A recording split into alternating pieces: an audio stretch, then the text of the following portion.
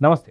ఒక big breaking అనే చెప్పుకోవాలి. అయితే ఇది ఓన్లీ సినీ ఇండస్ట్రీకి ఎలా ముడిపడి ఉంది ఏంటి అనేది అయితే తర్వాత తీసి పక్కన పెడితే, విశాఖ తీరంలో 25,000 కిలోల డ్రగ్స్ లభ్యమైంది.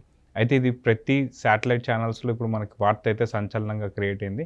దీని వెనుక ఏంటి? అసలుకి ఇది ఎంతటి ప్రమాదానికి దారితీస్తుందో మనతో పాటు హేమచంద్ర సార్ ఉన్నారు. అందరికీ తెలుసు. సార్ నమస్తే. నమస్తే అండి. సార్ మొత్తానికి 25,000 కిలోల డ్రగ్స్ అనేది మామూలు మాటలు కాదు. సాధారణంగా మనకి మిల్లీగ్రామ్స్, గ్రామ్స్ ఇలాంటి దగ్గరనే చాలా పెద్ద ఎత్తున కేసులు నమోదు అవుతూ వస్తుంటాయి.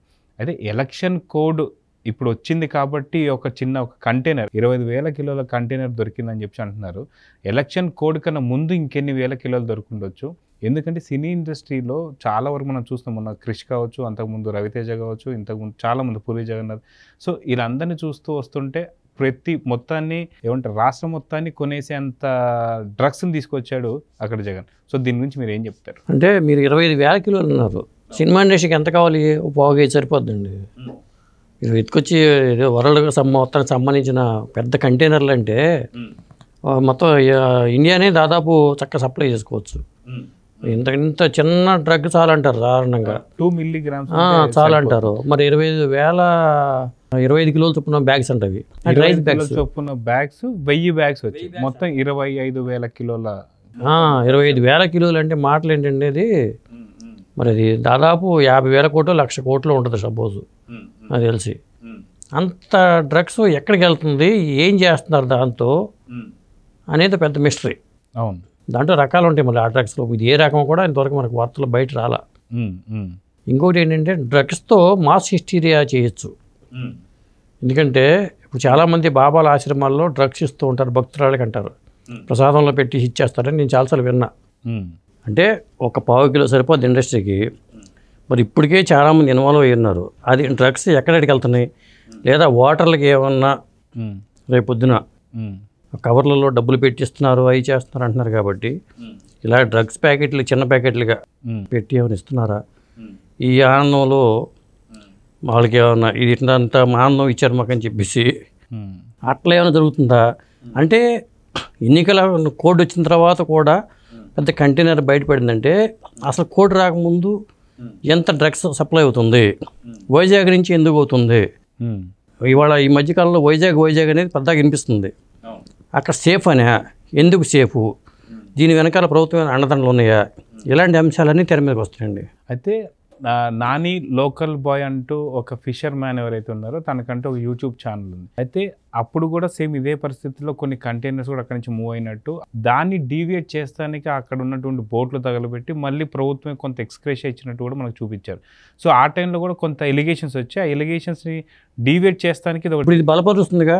ఇప్పుడు కస్టమ్స్ వాళ్ళు సిబిఐ వాళ్ళు ఇన్వాల్వ్ అయిపోయారు. ఇప్పుడు వాళ్ళ దాకా వెళ్ళిపోయింది. ఒక పక్క సిబిఐ వాళ్ళు కూడా కస్టమ్స్ వాళ్ళ సహకారం తీసుకొని మొత్తం చాలా దీని వెనకాల పెద్ద మాఫియా ఉన్నట్టుగా ఉంది.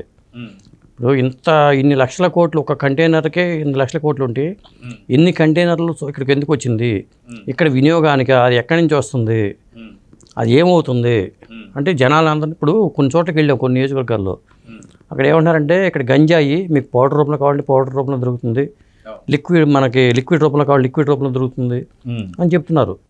ఎందుకంటే గుడివాడ నేను గుడివాడ వెళ్తే పని మీద దిగితే అక్కడ ఆటో అతను చెప్తున్నాడు అన్నమాట, మీకు గంజాయి అనేది ఇక్కడ పెద్ద సాగండి భారీగా, ఏ రూపంలో కావాలని దొరుకుతుంది గంజాయి అని చెప్పాడు ఆటో అతను. అంటే ఒక్క నియోజకవర్గంలో ఉందా, అన్ని చోట్ల ఉందా, దీన్ని ఎందుకు అరికట్టలేకపోతున్నారు అనేది, ఇది ఎక్కడి నుంచి ఎక్కడికి వెళ్తుంది, ఇక్కడి నుంచి వేరే చోటకి ఏవి ఎక్స్పోర్ట్ అవుతున్నాయి, అక్కడి నుంచి ఏం దిగుమతి అవుతున్నాయి, దీని వెనకాల ఎవరెవరు ఉన్నారు, ఇదంతా ఛేదించాలి. అయితే ఇక్కడ ఇంకొక విషయం కూడా చెప్తున్నారు, ఒక ప్రైవేట్ సంస్థ పేరు మీద కొరియర్ వచ్చిందని చెప్పేసి అంటున్నారు. అయితే ఈ ప్రైవేట్ సంస్థకు సంబంధించి ఎన్నికల కోడ్ ఉంది కాబట్టి ఇంతకుముందు ఎవరు కూడా దాని మీద రీసెర్చ్ కానీ దాని మీద నిఘా కానీ పెట్టలేదు. ఇప్పుడు కోడ్ వచ్చిన తర్వాతే 25,000 కిలోలకు సంబంధించినటువంటి ఒక డ్రగ్స్ దొరికింది అంటే కోడ్ రాకముందు ఇంకెన్ని వేల కిలోలు దొరికి ఉండాలి, ఇది ఎక్కడెక్కడికి సప్లై అయ్యి ఉండాలి. దీనివల్ల ఓన్లీ సినీ ఇండస్ట్రీ కాదు, రానున్నటువంటి ఎన్నికల్లో ప్రభావం అనేది భారీ ఎత్తున ఉండబోతుంది. కాబట్టి వీళ్ళు అంత ధీమాగా 175కు 175 అంటున్నారని చెప్పేసి అయితే కొంత విమర్శలు వస్తాయి. దాని మీద మీరేమంటారు? ఇప్పుడు నార్కోటిక్స్ విభాగం ఉంటుంది కాబట్టి ఇది ఇక్కడ కాదండి, బాలీవుడ్లో కూడా ఇదివరకు ఏంటంటే ఇండస్ట్రీలో ముఖ్యంగా మీరు ఇందాక సినిమా ఇండస్ట్రీ అన్నారు కాబట్టి సినిమా ఇండస్ట్రీలో ఒకప్పుడు మందు పార్టీలు జరిగేవి. ఇప్పుడు మందు పార్టీలు కాకుండా డ్రగ్స్ పార్టీలు జరుగుతున్నాయట. అటు బాలీవుడ్లో కానీ ఎక్కడ చూసుకున్నా కానీ డ్రగ్స్ పార్టీలు జరుగుతున్నాయి. మందు పార్టీ అనేది చాలా చీప్ పార్టీ కింద లెక్క. ఒకప్పుడు మందు పార్టీ అంటే చాలా మంచి పెద్ద పార్టీ, రిచ్ పార్టీ కింద లెక్క వేసేవాళ్ళు. ఇప్పుడు చోట్ల డ్రగ్స్ పార్టీలు జరుగుతున్నాయి. అప్పుడు కరణ్ జోహార్ కానీ వీళ్ళందరూ ఇన్వాల్వ్ అయిన వార్తల్లోకి వచ్చినాయి అప్పుడు. ఆ తర్వాత సుశాంత్ సింగ్ ఆత్మహత్య తర్వాత అతని ప్రియురాలు అమ్మాయిని అరెస్ట్ చేసిన తర్వాత చాలా కదిలింది. మరి అవన్నీ పేర్లని ఏమని అర్థం కాదు. ఇక్కడ అకున్ సబ్రాలు ఉన్నప్పుడు కూడా చాలామంది వాళ్ళ సినిమా వాళ్ళందరినీ అలర్ చేసి పారేశారు. మరి నా అలర్ పారేసిన వాళ్ళ తర్వాత ఏమైంది ఆ ఫైలు? ఇట్లా జరుగుతుంది. దీని మీద ఇన్వెస్టిగేషన్ జరుగుతున్నాయి, అన్నీ జరుగుతున్నాయి. వాళ్ళని తీసుకు విచారిస్తున్నారు, అంతా జరుగుతుంది. ప్రముఖ హీరోయిన్లు ఉంది, లేకపోతే పలానా హీరో స్టార్ హీరో భార్య ఇన్వాల్వ్ అయ్యి ఉంది. ఇలాంటి వార్తలన్నీ వస్తున్నాయి. ఆ 4 రోజుల్లో మళ్ళీ ఆ వార్తలు సర్దుమణిగిపోతున్నాయి. ఎందుకు సర్దుమణుగుతున్నాయి? దీని వెనకాల మళ్ళీ ఏమైనా చేతులు మారుతున్నాయి అమౌంట్లు అనేది ఇప్పటి నుంచో ఉంది. ఆయన అంత అప్పటి నుంచో వార్తలు ఉన్నా కానీ ఇప్పటిదాకా దీని మీద మళ్ళీ పూర్తి దర్యాప్తు లేకపోవడం ఏంటి? ఆ ఫైల్స్ ఏమైనాయి? అవి పక్కన పడేవి ఎందుకు పక్కన పడేశారు? ఇలాంటి కంటైనర్లు బయటపడుతున్నప్పుడు కూడా దీని మీద పూర్తి స్థాయిలో దర్యాప్తు జరగకపోతే మాత్రం ఇది చాలా ఇబ్బందికరమే. అయితే అతి తొందరలో అన్ని రంగాల నుండి ప్రముఖులందరినీ కూడా వైజాగ్ స్టార్ హోటల్స్లో వాళ్ళకి సెటప్ చేసి ఇలాంటి డ్రగ్స్ పార్టీ ఇవ్వబోతున్నారు. ప్రతి ఒక్క రంగంలో ఉన్న ప్రముఖులతోని వైఎస్ఆర్సీపీకి దీని నుంచి ఒక ఏమంటారు ప్రచారం కావచ్చు, ఏదో చేయబోతున్నారు అనేది ఒక వార్తలు అయితే ఇప్పుడు బాగా విస్తృతంగా వస్తున్నాయి. దాని మీద మీరు ఏమంటారు? అదేండి, డ్రగ్స్ అంటే మత్తు అండి. ఆ మత్తులో ఎటు వేస్తా తెలీదు.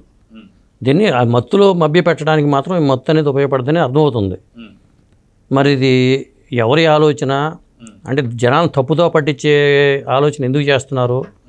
అంత ప్రభావం దీనికి మత్తుకు ఉంటుందా, డ్రగ్స్కి ఉంటుందా? ఇవన్నీ ఆలోచించాల్సిన అంశాలే.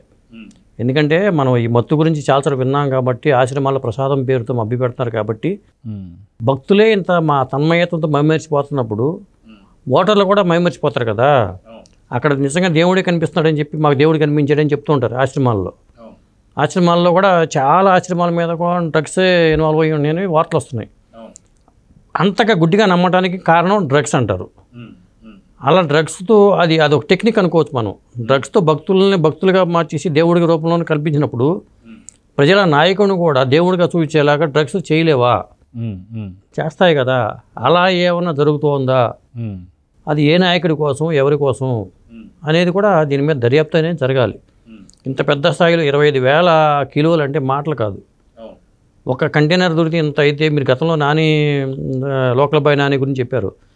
మరి అప్పుడు కూడా ఇట్లాంటి ఎలిగేషన్స్ వచ్చినప్పుడు అంటే పెద్ద మెట్రోపాలిటన్ సిటీస్లో ఈ స్థాయిలోనే కంటైనర్లు దిగుతున్నప్పుడు వాటర్ రేవుల్లోనూ వాటిలో టార్గెట్గా చేసుకుని కంటైనర్లన్నింటినీ కూడా ఎక్కడ కంటైనర్ వెళ్తుందా కానీ కంటైనర్ని ఓపెన్ చేసి పడాల్సిన బాధ్యత అయితే ఉందండి. అది ఎందుకంటే చట్టం దానికి అనుమతి ఇవ్వాల్సిందే. అసలు ఎంత కంటైనర్లో కరెన్సీ తరలి వెళ్ళిపోతుందా, లేకపోతే దాంట్లో డ్రగ్స్ ఉన్నాయా, లేకపోతే ఆయుధాలు ఉన్నాయా, బాంబులు ఉన్నాయా, ఇవన్నీ తెలుసుకోవాలి కదా. అది చాలా ప్రమాదకరం అది. సో మొత్తానికి చూసుకుంటూ వస్తే ఏపీలో రాజకీయాలు అనేది హీట్ ఎక్కుతూనే ఇంకొక పక్కన సినీ ఇండస్ట్రీకి సంబంధించే కాదు అన్ని వర్గాల వాళ్ళని అన్ని సంబంధించిన వాళ్ళందరినీ కూడా కట్టడి చేస్తానికి వీళ్ళందరికీ కూడా ఒక రాజకీయ ఎర వేస్తానికి ఇలాంటివన్నీ తీసుకొస్తున్నారు. నేను అనుకోవడం పై స్థాయిలో ఎరవేయడం అనేది కాదండి. పై స్థాయిలో జరిగేది కాదు. ఇది చాలా కింది స్థాయిలో ఇంత డ్రగ్స్ ఇంత పెద్ద మొత్తం ఉందంటే పై స్థాయిలో వాళ్ళకి ఎంత కావాల్సి వస్తుందండి? ఇన్ని వేల కిలోలు అవసరం లేదు. నాకు తెలిసి ఒక కింటా డ్రగ్స్ తీసుకుంటే మొత్తం 3 మందికి పార్టీ ఇవ్వచ్చు. అది కాదు. ఇది ఇన్ని వేల కిలోలు చొప్పున కంటైనర్ దొరికిందంటే ప్రతిరోజు ఎన్ని కంటైనర్లు వస్తున్నాయి? కంటైనర్ల రూపంలో కాకుండా ఇంక వేరే రూపాల్లో పడవల్లోనో లేదా ఇంకో వీటి షిప్పుల్లోంచి రకరకాల రూపాల్లో కూడా వచ్చే అవకాశం ఉంది. అసలు ఈ డ్రగ్స్ అనేది ఎక్కడ తయారవుతున్నాయి? ఎందుకంటే ఏ దేశాల్లో డ్రగ్స్ తయారవుతున్నాయి, అక్కడ ఎందుకు నియంత్రించలేకపోతున్నారు, ఇక్కడికి ఎలా వస్తుంది, మరి చట్టం ఏం చేస్తుంది, ఇవన్నీ ఉంటుంది కదా. మరి రాజకీయ నాయకులు ఉన్నారు, దీని వెనకాల ఉన్నారా, లేకపోతే మాఫియా వాళ్ళు ఉన్నారా, ఇండస్ట్రియలిస్టులు ఉన్నారా, ఎవరున్నారనేది కూడా తేలాల్సిందే. సో మొత్తానికి ఇప్పుడు ఎలక్షన్ కోడ్ అమల్లో ఉంది కాబట్టి సెంట్రల్ గవర్నమెంట్ కూడా యాక్షన్ తీసుకోవాల్సినటువంటి అవసరం ఉంటుంది. ఎంతకాలంలో దీని మీద ఒక పూర్తిగా ఒక సమాచారం మనకు వచ్చే అవకాశం ఉంటుంది అంటారు? అదేనండి, ఇది వరకటి కేసుల్లాగా దీన్ని మళ్ళీ కామ్గా ఫైల్ ఎక్కడ పడేశారంటే ఎక్కడ వేసిన గొంగళి అక్కడే ఉంటుందండి. ఎందుకంటే నేను 10 ఏళ్ళగా చూస్తున్నాను డ్రగ్స్ వ్యవహారం అనేది. అప్పుడు చిన్న స్థాయిలో వార్తలు వచ్చేవి, ఇప్పుడు ఏంటంటే అసలు సినిమా ఇండస్ట్రీనే పోతుందని చెప్తున్నారు. అది కూడా తప్పంటే నేను ఒక సినిమా ఇండస్ట్రీనే చూపిస్తున్నారు పెద్దానికి, సినిమా పెద్దలనే చూపిస్తున్నారు. అట్లా కాదు, అన్ని స్థాయిల్లోనూ కూడా ఈ వ్యవహారం అనేది ఉంది. అది దొరకట్ల వాళ్ళు. మిగతా సినిమా వాళ్ళు ఏంటంటే ఒక సెలబ్రిటీస్ ఉంటారు కాబట్టి వాళ్ళని పట్టుకుని చూపించేసి ఇండస్ట్రీ అంతా చెడిపోయింది, ఇండస్ట్రీ వాళ్ళు అంతా తప్పుడు మార్గంలో ఉన్నారు. ఇలా ఆ మధ్యన షారుఖ్ ఖాన్ కొడుకుని కూడా బాంబేలో అరెస్ట్ చేశారు. మరి ఇవన్నీ చూస్తుంటే ఇండస్ట్రీ వాళ్ళని పట్టుకున్నారు కానీ బయట వ్యక్తులని అసలు వార్తల్లో పెద్దగా రావట్లేదు. చాలా కాలేజీల్లోనూ చాలా స్కూల్స్లోనూ దీని ఇట్లా జనంలోకి వెళ్ళాలంటే ఏదో ఒక మార్కెటింగ్ ఉంటుంది కదా, మార్కెట్ వ్యవస్థ ఉండాలి. ఆ మార్కెట్ వ్యవస్థ ఎలా పనిచేస్తుంది, ఎక్కడెక్కడ ఎవరెవరు వ్యక్తులు ఉన్నారో మరి అనేది కూడా పెద్ద కీలకమైన అంశం ఇది. ఒక్కోసారి అకస్మాత్తుగా కోటీశ్వరులు కనపడుతున్నారు, వాళ్ళకి ఎక్కడి నుంచి ఆ సొమ్ము వస్తుంది, ఎలా కోటీశ్వరులు అవుతున్నారు, ఇవన్నీ ఆరా తీయకపోతే ఎట్లాగండి. ఇప్పుడు మోడీ గారు రద్దు చేసినప్పుడు, కరెన్సీ రద్దు చేసినప్పుడు అంత పారదర్శకంగా ఉంటుంది, ఎవరికి ఎంత వచ్చింది తెలిసిపోతుంటారు. ఏమీ జరగట్లేదు, అది కూడా ఉంది కదా. సో చూద్దాం సార్, మొత్తానికి దీని మీద త్వరగా దీని మీద విచారణ జరగాలి, అసలు నేరస్తులు బయటికి రావాలి, వాళ్ళ మీద తగు చర్యలు తీసుకోవాలంటే కోరుకుందాం. సో ఇదండి మొత్తానికి సెంట్రల్ గవర్నమెంట్ ఇన్వాల్వ్ అయ్యి దీని మీద జరుగుతున్నటువంటి దాని మీద ఒక యాక్షన్ తీసుకోవాలని చెప్పి అయితే కోరుకుందాం. Thank you.